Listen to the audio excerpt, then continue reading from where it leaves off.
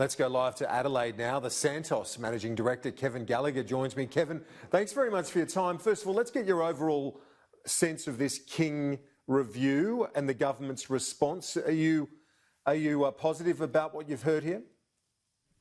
Look, Kieran, we welcome the report. It's in particular, and the government's response to the report, in particular because it's technology agnostic. It focuses on incentivising investment in technologies that will result in actual physical reduction of CO2 emissions across a number of different industries. So from that point of view, we welcome it. Obviously, it has to transpire into policy and into legislation in the future. But at this point in time, we're very positive on the report, yeah. Well, you know, obviously carbon capture and storage is something that Santos is working on. But I just want to make reference to one line in the statement from Santos today, which says, bipartisanship in the event of legislation for these recommendations will be vital.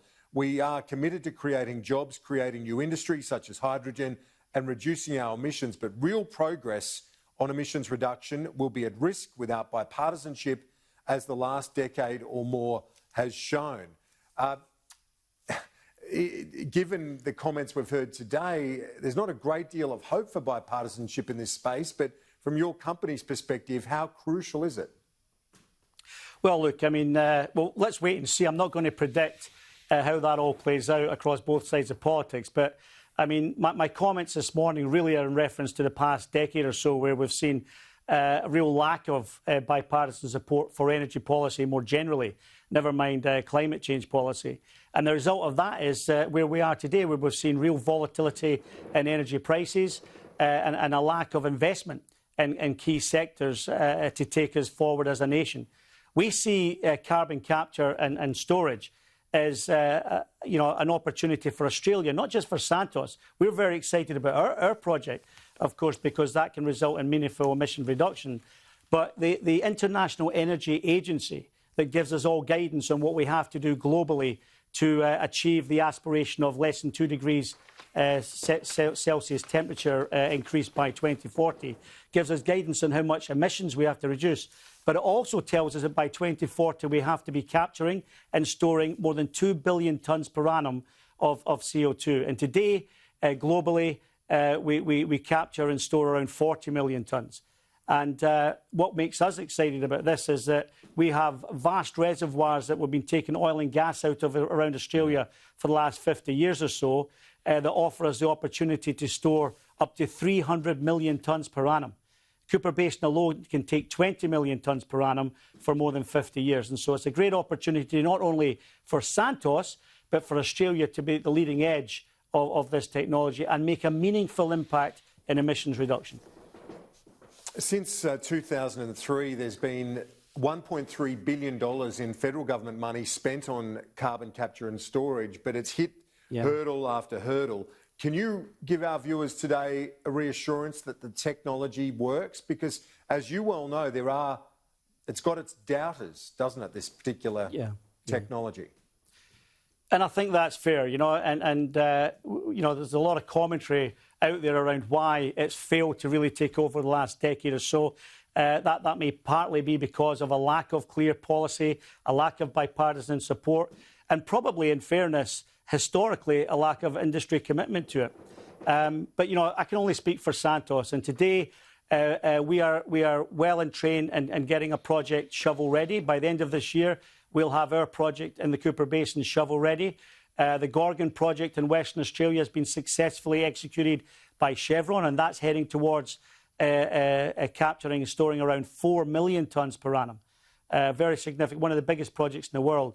And as I say, Santos will be ready, shovel-ready with our project by the end of this year, and that can take initially 1.7 million tonnes per annum. And what's really significant about that is it's not just about reducing Scope 1 and Scope 2 emissions in upstream oil and gas operations. It's also about decarbonising at source and creating the enabling foundation for a future hydrogen industry. And in my view, the quickest way to getting to a hydrogen industry here in Australia.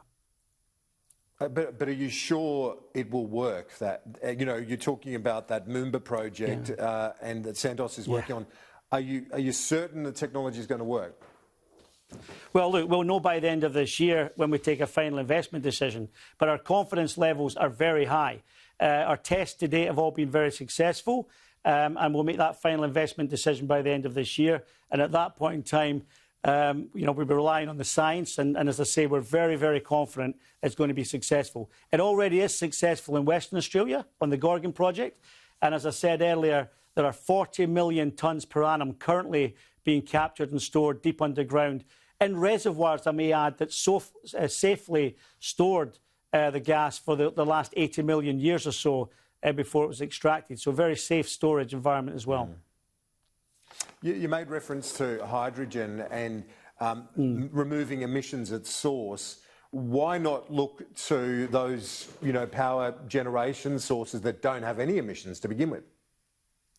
Well, look, I mean, I think the International Energy Agency does. And that's why, when it talks about the emissions reduction and the fact that the world has to be capturing, storing 2 billion tonnes per annum by 2040 in order to achieve the 2 degrees C scenario. The reason it does that is because renewables only accounts for up to around 20% of the energy mix. And that's because renewables only delivers electricity. The other 80% of the energy mix is transport fuels, it's heating fuels, high-intensity fuels that are required by heavy manufacturing. And if we only focus on reducing emissions in the power sector, which is that 20%, that's a lot of emissions reduction we're ignoring, that the rest of the world will be using those fuel mixes for many years to come.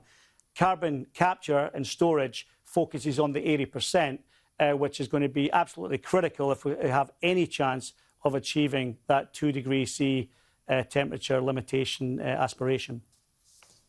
Santos Managing Director and Chief Executive Officer Kevin Gallagher. Will stay in touch because we'd love to keep monitoring the success of that project. Thank you very much for your time today.